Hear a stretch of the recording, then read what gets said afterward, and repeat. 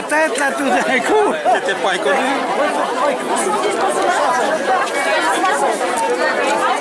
Quelle couleur? Bleu.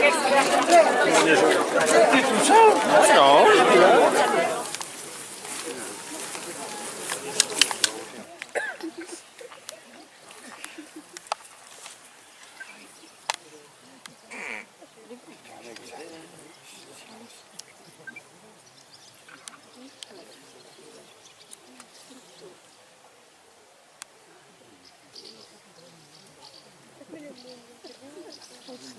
Ah! J'en ai marre de cette saleté de guerre. Je pense tout le temps à ma femme qui travaille pour aller faire les lessives au lavoir pour nourrir nos 2 gosses. Depuis 6 ans que je suis parti.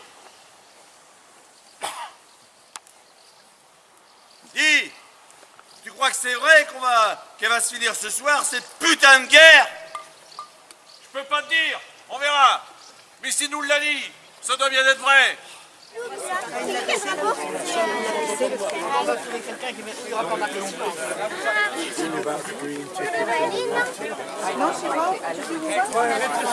Signe leur foutu traité de paix là. Laissez-moi partir. Je reste là.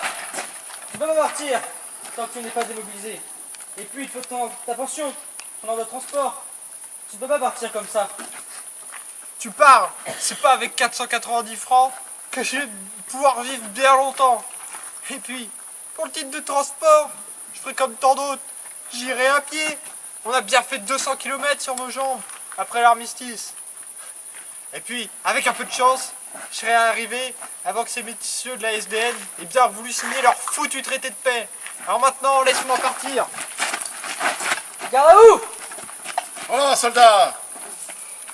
Calmez-vous. N'avez-vous pas entendu votre camarade? Garde à vous. Mon lieutenant, je dois partir. Ma femme attend un enfant et elle est seule. Laissez-moi partir, s'il vous plaît. Avant d'être un homme, vous êtes avant tout un soldat. Et tant que vous n'êtes pas démobilisé, vous restez soumis au régime militaire. Pour nous. Ah ça c'est sûr là. La guerre on l'a gagnée. Hein. Et c'est grâce à nous là, les pauvres gars. C'est pas grâce à vous là. Et aux autres officiers. Ça allait faire que des coups de mordon là. C'en est trop. Garde. Saisissez-vous de cet homme et mettez-le aux arrêts. Vous passerez en conseil de guerre pour insubordination à l'autorité. Vous allez vous rendre compte de ce qu'est la justice militaire. Entre le traité de paix, là, qui doit être signé à Versailles prochainement, puis la révolution russe dont tu me parles, ben, je suis bien en peine de m'imaginer ce qui est le plus porteur d'espoir pour les gens comme nous. Mais franchement, après avoir vécu cette salopie de guerre, ben, je crois définitivement ni en l'un, ni en l'autre.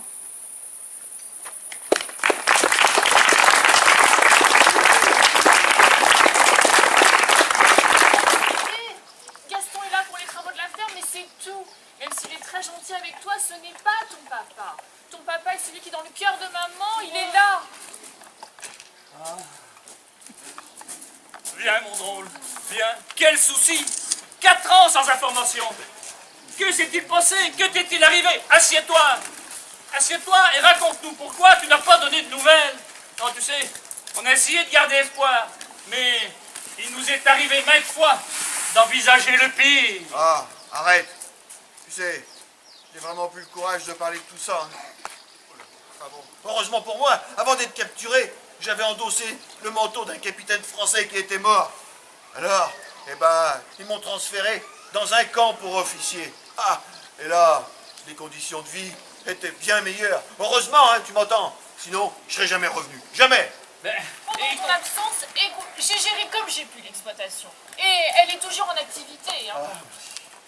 Il est vrai que Gaston m'a été d'un grand secours. Bon, à partir de cet instant, il faudra repenser l'avenir ensemble. Comme avant cette maudite guerre. Allez, Louise, embrasse ton papa. Oh, ma chérie. Oui, il y a tout de même 7 années qu'ils ne nous sont quasiment pas vus, hein. D'après que l'avant-pour que les vaches remettent en ça. Pouvons pas leur faire confiance aux Prussiens. Et l'armistice, ce n'est pas encore la fin de la guerre. La preuve, nous l'avons repoussé en décembre, puis en janvier et encore en février. En plus, cette maudite grippe espagnole a emporté ma bonne petite Marcelle le 14 janvier dernier. Elle aurait eu 7 ans le 12 février. On l'aurait mieux valu qu'au Seimé qui part. À Mouna, il suit plus bon en rein. Et quelle pauvre drôlesse, elle avait encore toute la vie devant elle. Je dois bien être malheureux de ne pas l'avoir revue avant qu'elle parte. Mais heureusement, toi, tu t'en es réchappé. Alors, tâchons de lui faire bonne mine. La vie, assez meilleure comme ça. Vantou bateau est l'heure de souper. Oh, faut pas qu'il attendons. Les prépare une pâtée de mojettes avec d'eau boudin. Et puis, l'aime bien ça. Je suis bien sûre qu'il y a longtemps qu'elle n'en a pas mangé. Hein. Et puis, avons fait une salade de gaucher pour vous faire couler. Maléa, comme tu m'as manqué. Et à nous autres alors? Tu sais qu'on s'en est fait du mauvais sang, que je savions pas si t'allais nous revenir. J'arrive pas à croire qu'ils sont ensemble à cette heure. Et pour un bout de temps. Bonjour, père. Bonjour mon fils. Ah, tu fais bon voyage? Oh, tu sais, depuis bientôt 5 ans, j'en ai fait du chemin à pied. Un peu plus, un peu moins. Alors, dès grâce à un frein, j'ai pas senti la fatigue. Je suis parti de Colmar il y a 3 jours. J'en ai fait des tours et des détours dans les trains. Enfin, me v'là. Et ben content. Mon Henri, je m'en vais bien m'occuper de thé à vous. Oh, ma petite belle-sœur. C'est que t'es devenue une vraie femme maintenant. On va bientôt falloir te marier. Alors, j'ai bien le temps. Et puis, il n'y a plus beaucoup de gars à cette heure. On en a beaucoup qui y sont restés. On est une douille de but de 75, hein. On te fera un vase, ma bonne amie. Bon allez, je m'en vais mettre les assiettes. T'as dû en voir des choses qui étaient pas belles. Pour sûr. Là-bas, j'ai vu exterminer une foule de gens comme c'est pas croyable. J'en avions marre. Et leurs tranchées et les sous-officiers arracher leurs galons, ça c'est vrai. Mais, quand la guerre s'est arrêtée, comment que vous l'avez su? Le 11 novembre à 11h. Le clairon a sonné cessez-le-feu. Et on s'est arrêté. Plus un bruit. Plus un coup de canon. Plus un coup de fusil. Plus rien. Mon Henri, je m'en vais te faire oublier tout ça à cette heure. Hein. Allons, à table.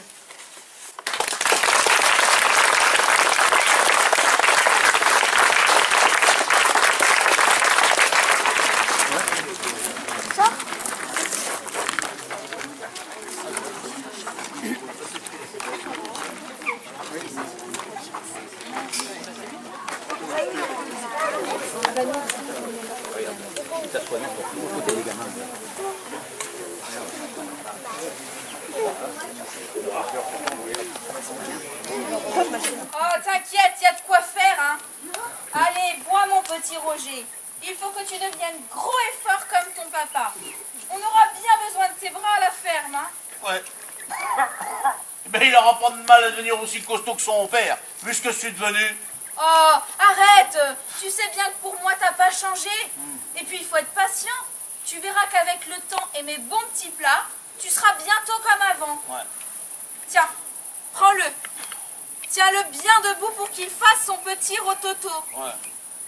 Hey Oh, belle bourgeois. Hey Eh ben mon vieux, pour une fois, le train n'était pas en retard. Non ce coup-ci, on n'a pas été obligé de descendre pour pousser. Donne-le-moi, que je le vois ce beau gaillard. Oh, ce qu'il est mignon. Regarde-moi ces jattes qu'il a. Et qu'il est calqué. Mais arrête, tu vas l'étouffer. Alors, mon petit Roger, c'est ton parrain, le bel Alphonse. Bon, avec un bras en moins. Oh, mais tu sais bien que pour moi, tu seras toujours mon bel Alphonse. Ah, allez, t'es mon gars. Alors, Albéric, la récolte, a-t-elle été bonne cette année? Ben, ma foi, on vous penche bien, hein. Faut dire que des peu avons acheté un tracteur, ou là, on rebat le travail, hein. Puis tu comprends, la Noélie, la Guillemette. pendant qu'ils 3 ans qu'ils n'étaient pas là, elles n'ont pas feignacé. Et avec Alphonse, comment ça va? Son bras qui lui manque là, ça ne le gêne pas trop? Non, ça va. Et puis, il faut bien qu'il s'y fasse. Hein. Ah, je te dis pas que c'est rose tous les jours, hein. Tu sais. Je vois bien qu'il a toujours la tête là-bas. Parfois, je le surprends, les yeux dans le vague, en train de marmonner. D'autres fois, il se met à trembler, comme ça, sans pouvoir se calmer. Et toi, Albéric, il souffre pas trop? Je l'ai entendu tousser tout à l'heure. Ah, tu sais, c'est pas tant ses poumons qui m'inquiètent, hein. Mais comme toi, il ne dit rien. Par contre, la nuit, c'est terrible. Parfois, je le retrouve assis, les yeux hagards, couverts de sueur. Il se réveille en hurlant. Alors j'essaie de le calmer pour qu'il se rendorme, mais non, il se lève. Et puis je l'entends arpenter la cuisine tout le reste de la nuit. Oh, il est devenu irascible, colérique. Je ne reconnais plus mon homme. Lui qui était si tendre, si attentionné. Il trouve que je commande trop, que je lui fais des scènes, que j'ai pris sa place. Il arrête pas de dire qu'il est foutu et plus bon à rien. Mais je crois il va y avoir du vent, hein. qu'ils reviennent. Regarde s'ils sont pas gentils, nos petits maris. Ah, je suis sûre qu'on voudrait pas en changer, hein. La trouille quand un obus explosait. La trouille quand il fallait monter au front et qu'on se demandait si on allait y rester. Ou bien si quand on rentrerait le soir, les copains ils seraient toujours là. Mais putain, mais c'est ceux qui n'ont pas connu ça, ils peuvent pas savoir ce que c'est. Le père a bien essayé de m'en causer, tu sais. Sentis bien tout le fardeau que j'avais sur le cœur. C'est qui que tu veux raconter? Les tranchées, le froid, la pluie, la neige, la boue, les morpions, les poux. On pisse, on chie dans nos frottes. Tout ça pourquoi? Oh.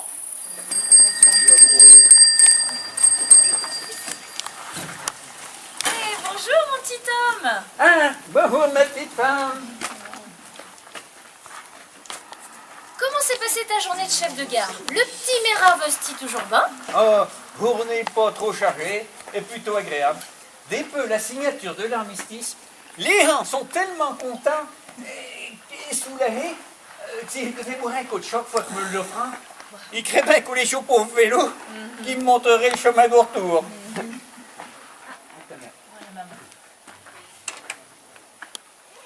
Va tout, mes enfants. Oh, je croyais qu'une petite marionnée me ferait d'aubaine. Mais j'ai pas décessé de penser à mon pauvre Auguste. L'échine est bouillée par un obus en allant servir la soupe aux soldats dans les tranchées. Moi et tout, maman. Je fais toujours le même cauchemar. Je revis tout ce que t'as fait pour lui, l'attente à la gare de Luxé. Où le père Fernand nous avait emmenés avec sa charrette. Je revois les militaires sortir le cercueil du wagon. Et puis la pouée sur le plateau de la charrette. Autant a fallu du courage pour faire tout chier. On lui a rendu les hommages qu'il méritait, pauvre papa. Grâce à vous, Tortou, je peux encore sourire. Mais Remarque, pour nous, tu sais, c'est pas facile. Ah, mais pleure pas, ma Marie. Tu me fais peine. Oh, et regarde qui nous rend visite. Ah, Maxime. Bonjour les amis. Maxime. Bonjour Maxime. Bonjour Marie. Maxime, comme au fait plaisir de te revoir. Bonjour Charles. Ah, on n'ose pas y croire que cette foutue boucherie soit finie. J'ai réussi à prendre un congé pour venir voir mes parents. Ah. Et toi Charles, tu t'y fais à ton emploi réservé de chef de gare? Bah tu sais, moi, tu vois, avec le Maurice Roux, on est deux, à tour de rôle, pour l'arrêt du petit Méra à Luxé. Ça va. Le travail n'est pas trop fatigant. Hein? Reconnais, j'ai eu de la chance dans mon malheur. Tiens, mais qui voilà? Bonjour Rosalie. Bonjour les amis. Je viens voir les enfants. Je leur apporte le goûter. J'ai fait des crêpes. Je sais qu'ils adorent ça. Et qui sait, peut-être qu'ils nous en laisseront. Tu connais bon Maxime, notre futur pharmacien. Bonjour Maxime. Bonjour Rosalie. Pourquoi futur pharmacien? Je vais reprendre les études de pharmacie que la guerre m'avait obligé à mettre en suspens. Et vous Rosalie? Oh, moi, Je suis la veuve blanche de ce village. C'est comme ça qu'on appelle les jeunes filles fiancées qui ont perdu leur promis au combat. Il s'appelait Jules et riait tout le temps. C'était un vrai bout en train. Sans lui, ma vie n'a plus grand intérêt. Et dimanche, monsieur le maire nous remettra, à moi et quelques autres, la médaille des épidémies, pour avoir soigné les blessés. Piètre consolation. Hein. Cela me ramènera pas mon Jules et tout le bonheur qui traînait derrière lui. À la vie qui continue. Et à la vie qui continue. Et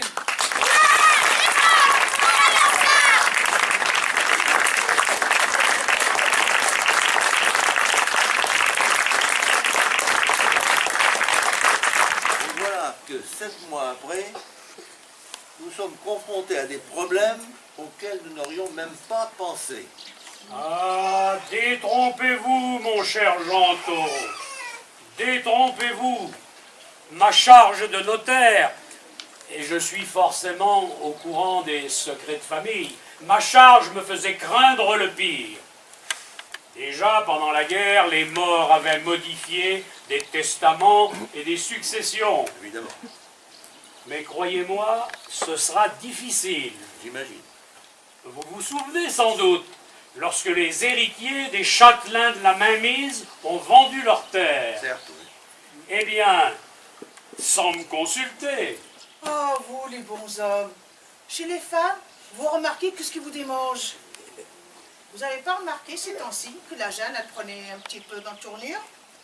Je connais la Jeanne. Je la vois souvent. Mais elle n'est pas de mon âge. Je la trouve plutôt agréable à regarder. Elle est belle femme, bien en chair. Et alors? Et alors? Et alors?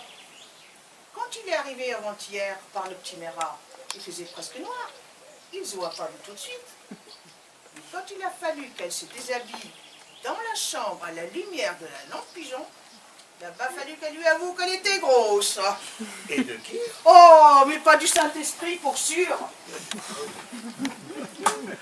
Jules est bienvenu en permission. Vous vous souvenez? On a mangé chez vous. Vous aviez fait une daube. Jules en chialait. Il n'en avait pas mangé depuis 14. Ce que je me souviens surtout, c'est qu'on était à fin juin de l'année dernière. Et que nous voilà pratiquement à fin mai de l'année d'après. Et alors? Mais bon sang, Augustin, vous savez bien à votre âge qu'il faut 9 mois pour faire un drôle et pas 12. Le bon côté de cette foutue guerre, c'est qu'on va se débarrasser des empereurs. Les peuples se réveillent. Bon, j'en pense. C'est qu'un homme raisonnable doit en penser. Que les peuples se débarrassent de ceux qui les entraînent dans les guerres, c'est une excellente chose. Voilà. Mais gare à l'anarchie, car l'ordre et la loi sont nécessaires quand même. Si c'est pour moi que vous dites ça, je vous rappelle que mon neveu qui était socialiste a laissé sa peau en Artois. Oh, mais calmez-vous, Augustin. On en convient. On en convient. Votre neveu, désormais, fait partie des héros de cette guerre. Absolument. Mais, tiens, à propos, est-ce que Juliette, sa veuve, touche sa pension? Oui, et heureusement, mais sans le vouloir, maître, vous avez levé un lièvre. Ah bon? Mon neveu a été tué 20 jours après la déclaration. Juliette est restée 3 ans à pleurer, à gémir, habillée tout en noir. Elle a 25 ans. Pas de drôle. Un peu. Beaucoup. À la folie. Arrête, grand fou. T'es vraiment fou, mon Jeannot. M'embrasser là, comme ça, en pleine rue.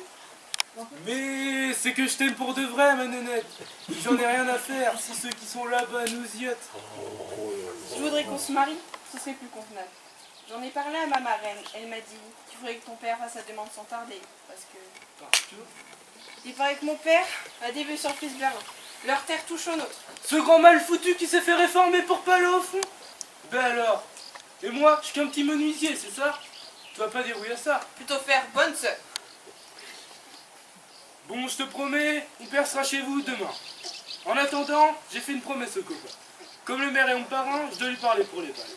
Et puisqu'il est pas loin, on y va et tu vas me donner un coup de main. Je m'appelle Jean Avriot.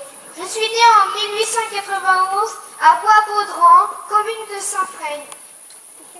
À cette époque, rien d'exceptionnel. On est à la maison familiale, dans la chambre commune, comme tous ceux de la fratrie, long comme un jour sans pain. Je suis l'aîné et j'ai survécu alors que de nombreux enfants meurent en bas âge. À l'âge de 12 ans, fini l'école! Mais la semaine de travail ne laisse que peu de temps libre. Et puis, ce n'est plus le moment de s'amuser. Et ainsi va la vie jusqu'à mes 20 ans que j'attrape. En 1911, la conscription m'attend. Rappelez-vous de ces 1m64, ça suffit pour faire un soldat. Alors, je pars pour un long voyage, le premier de ma vie. Puis, un jour de mars 1915, une lettre postée à Saint-Frey m'annonce avec une semaine de retard la naissance de mon petit Léon. Empli de joie, mais contraint d'attendre une prochaine permission pour faire sa connaissance, j'écris chaque jour à ma bonne amie pour être sûr qu'elle sache que je pense à elle. À l'approche de l'hiver suivant, on m'envoie auprès des mers pour quelques jours. En fait, très peu, car ce long voyage a déjà mangé beaucoup de temps. Perdu la vie lors de combats d'une violence innée et au prix de terribles souffrances. Il faudra attendre 1922 pour que le 11 novembre soit une journée chômée. Rassemblant ainsi toutes les populations des villes et villages autour de ce même monument aux morts pour un hommage solennel. Eh oui, je suis peut-être ce pauvre petit gars. Tu as la folie des hommes à sacrifier. N'oubliez pas notre souffrance, notre courage, malgré les moments de désespoir. N'oubliez pas la douleur de nos familles. N'oubliez pas ces vies brisées et ces destins anéantis.